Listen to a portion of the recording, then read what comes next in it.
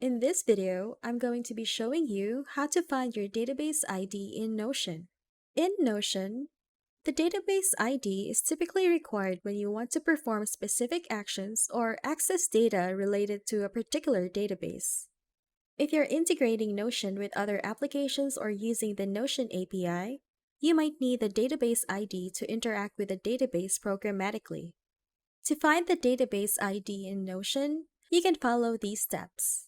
Open the Notion app or website and navigate to the desired database. If you're using a web browser and not the Notion app, you will see your database ID in the address bar.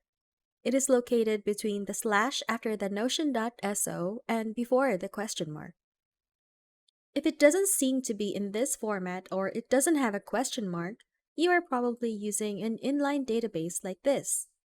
In that case, you have to open it in full page first. On the top right corner of the database, click the Resize button in between the search icon and the three little dots. This will open it as a full page database temporarily. You should now see your database ID in your address bar. If you are using the Notion app, click the three little dots on the top right corner of the app. Select Copy Link and paste it somewhere. It should look like this. Your database ID is between the slash after the notion.so and the question mark. If you have an inline database, you need to open it as a full page first before you can get the database ID. On the top right corner of your inline database, click the Resize button next to Search. You may now copy the link and paste it where you can edit it. That's it.